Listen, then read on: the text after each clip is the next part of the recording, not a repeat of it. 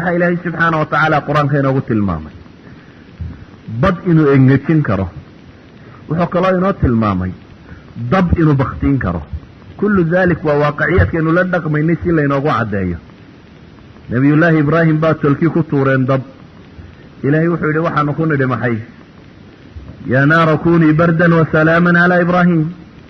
war dabow baa ilaahay yidhi subxaana wa tacaala, qabow iyo nabad u wada ahow. qabowgu marbuu wax dilaa, qabow iyo nabadba u ahow baa layidhi nebi ibraahim.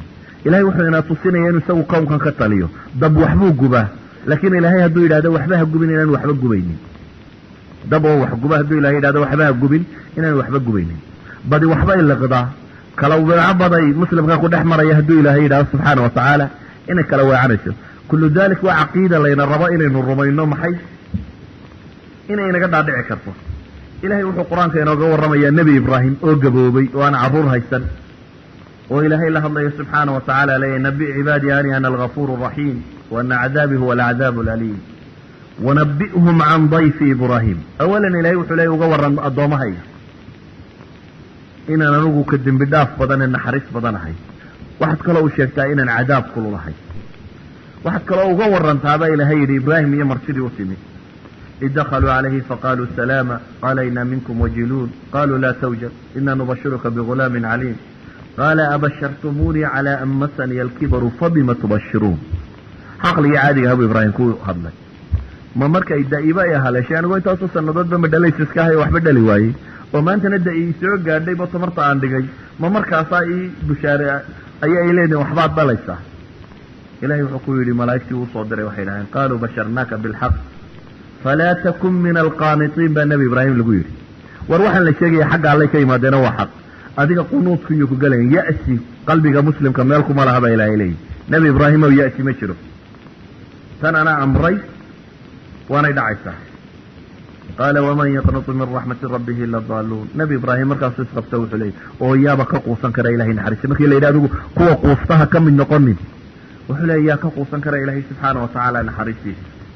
waxaa laynoo tilmaamaya maryama oo inana oo aan nin lahayn, oo ilaahay intuu malaa'igu soo diray yidhi carruur baad dhalaysaa, ilmaad dhalaysaa lagu yidhi, oo yaabanoo leh anaa yakunu lii ghulaama walam yamsasnii bashar walam aku bagiya qaaluu kadalik bee loogu jawaabay. waar anigu gabadh xunna ma ahayn ninna maan lahayn, saa wax u dhalayaa bay weydiinaysa. waxaa la yidhi ilaahay hadduu isagu doono siday u dhacaysaa, kadalik allah saa doonay saasay u dhacaysaa baa lagu yidhi. qaala rabbuka huwa calaya hayin walinajcalahu aayatan linnaas. aniga arrinkani waa ii fududiyey baa ilahay yidhi subxaana wa tacaala. wax weyn oo aad la yaabto oo ka argagaxdo ma aha baa ilaahay leeyahy. waxaa ilaahay maryamadan lafteeda inooga tilmaamaya iyadaan xoogsi tegin ee halkay ku cibaadaysanaysa iska fadhida inuu ilaahay subxaana wa tacaala ku arsaaqay arsaaq.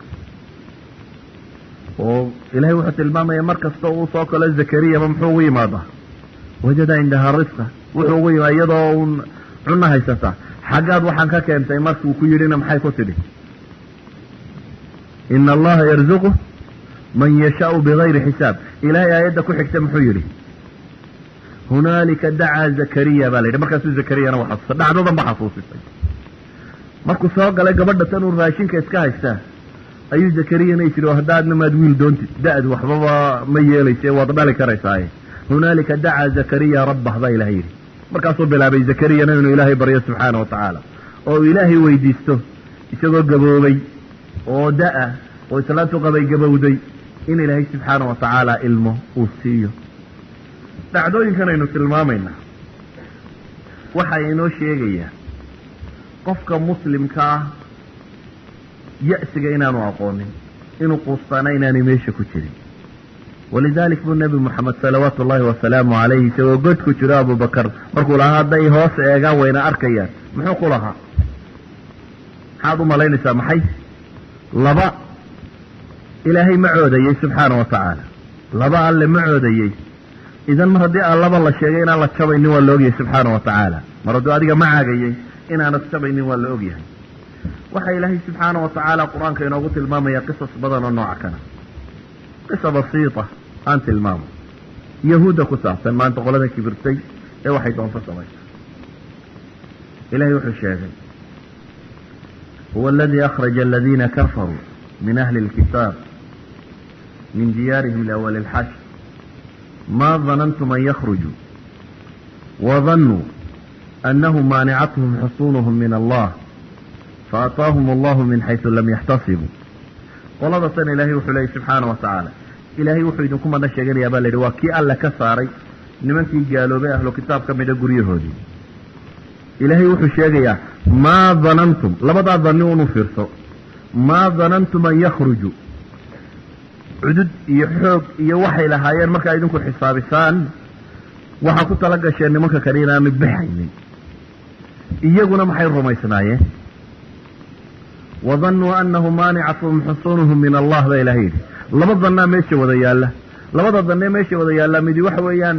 qolada gaaleed inay rumaysan tahay xusuuntoodan iyo waxan ay wataan inaanu ahayn wax cidiba ka hor iman kartoo la jebin karo danniga kale xagga kale yaallana waxa weeyaan muslimiinta laftoodu inay islahaayeen nimanka waxaa wata looma babacdhigi karo waa waxa maanta jiro oo kale un yani dadka badh gaaladu waxay isleeyihin idinku waxaa haysataan wax kasta oo wax lagu tirtiro idan dannigoodu waxa weeyaan cidina u babacdhigi karin muslimka laftiisu muxuu rumaysan yihi